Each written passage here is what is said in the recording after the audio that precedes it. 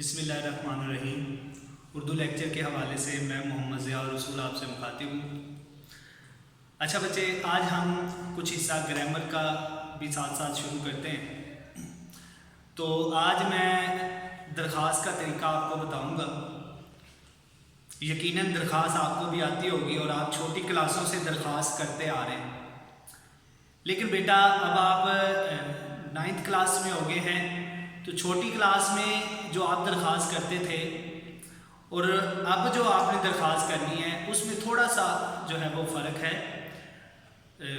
यानी बोर्ड का आपका इम्तिहान होना है, तो आप दरख्वास्त को जितना अच्छा और जितना खूबसूरत बनाकर मुम्तहिन के सामने पेश करेंगे तो मुम्तहिन जो है वो मजबूर होगा आपको अच्छे नंबर देने पर। तो शुरू करते हैं बेटा सवाल आज का। दरख्वास्त नवीसी। दरख्वास्त का मतलब क्या होता है? चाहना। यानी फारसी में खाहन चाहने को कहते हैं। दर का मतलब होता है मैं, यानी मैं क्या चाहता हूँ, मैं जो चाहता हूँ।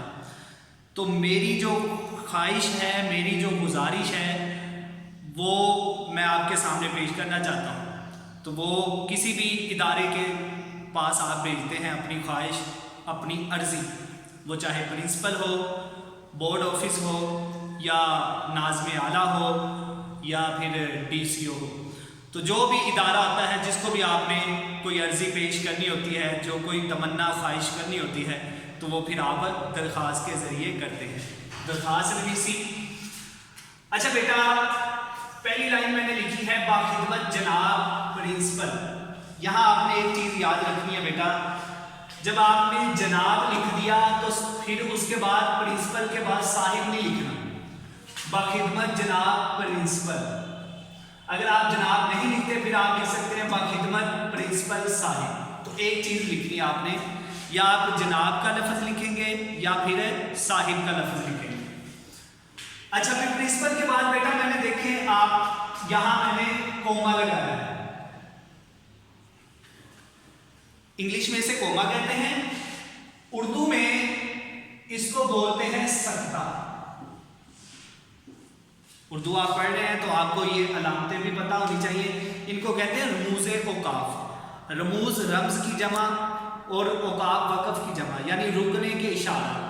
जब हम रोड पे चलते हैं, गाड़ी पे जा रहे होते हैं, तो वो इशारों की मदद से, रेड लाइट हो तो हम रुक जाते हैं, ग्रीन हो तो चल पड़ते हैं। लेकिन जब हम लिख रहे हों या बोल रहे हों तो हम अपने अंदाज से पता चल जाता है कि हमारा अंदाज सवालिया है। जब हमारी बात मुकम्मल हो जाती है हम रुक जाते हैं। लेकिन जब कोई तहरीर लिखी हुई हो तो कैसे पता चलेगा कि बात जो है वो मुख्तसिर है, बात तवील है, या बात चल रही है, सवालिया अंदाज है? उसके लिए हम क्या पढ़ते हैं? रमूज़े औकाफ।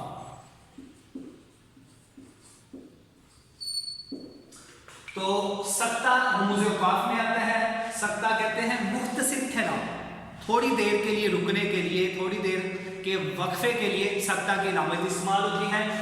प्रिंसिपल के बाद आप लगाएंगे सख्ता की अलामत। फिर बेटा जब आप इम्तिहान में, बोर्ड में आपने पेपर देना है, वहाँ जो दरख्वास्त लिखनी है उसमें आप प्राइवेट स्कूल का नाम नहीं लिखेंगे बल्कि गवर्नमेंट इदारे का नाम लिखेंगे। तो आप लिखेंगे गवर्नमेंट हाई स्कूल। उसके बाद फिर मैंने सख्ता की अलामत लगाई है। उसके बाद बच्चे जो है वो शहर का नाम आप फर्जी लिख लें, तो उसके लिए आप अलिफ बे जी। अलिफ के बाद बेटा ये जो मैंने अलामत लगाई है, जिसको इंग्लिश में तो फुल स्टॉप कहते हैं, जहां बात मुकम्मल हो जाए, लेकिन उर्दू में उसकी अलामत ये है और इसको खत्मा बोलते हैं।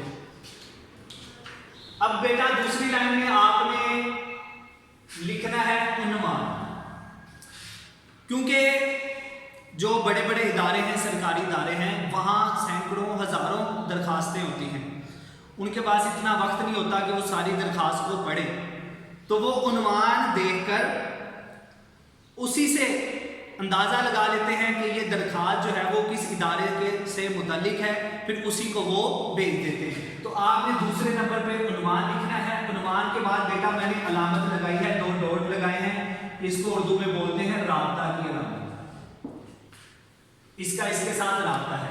उन्वान के बाद आप लिखेंगे, ये नहीं लिखेंगे ज़रूरी काम की दरखास्त, बल्कि आप लिखेंगे दरखास्त बराए ज़रूरी काम, दरखास्त बराए बीमारी, दरखास्त बराए हुसूल सेकंड के, इस तरह आपने लिखना है। तीसरे नंबर पे बेटा आप लिखेंगे जनाबे आली, वो आप चाहे इसके नीचे लिख लें चाहे दरमियान में लिखें। जनाबे आली के बाद बच्चे मैंने एक इलामत लगाई है, इसका नाम है निदाइया।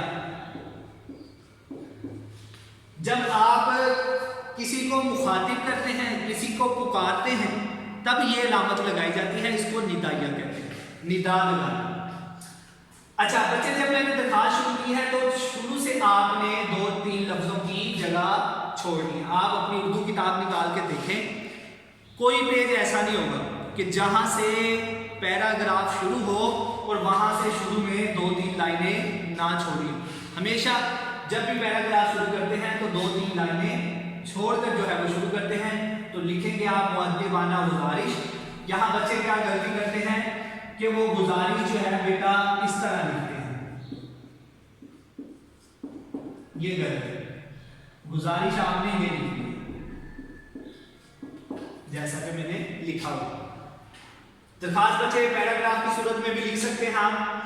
जब आपकी दरखास्त, आपका नफ्से मजमून जो है वो ख़त्म हो तो वहाँ आपका जुमला ये नहीं होना चाहिए कि मैं आपका मशकूर हूँ। ग्रामर के लिहाज से ये जुमला जो है वो गलत है। आपने ये नहीं लिखना कि मैं आपका मशकूर, बल्कि आप लिखें कि मैं आपका शुक्रगुजार हूँ, या फिर आप लिखें कि अल्लाह ताला आपका इकबाल बुलंद करे। तो नफ्से मजमून लिखने के बाद बेटा बाएं तरफ यहाँ बच्चे क्या गलती करते हैं, यहाँ बच्चे अल आरिज भी लिख देते हैं और दरखास्त गुजार भी लिख देते हैं। बेटा ये गलती नहीं करनी।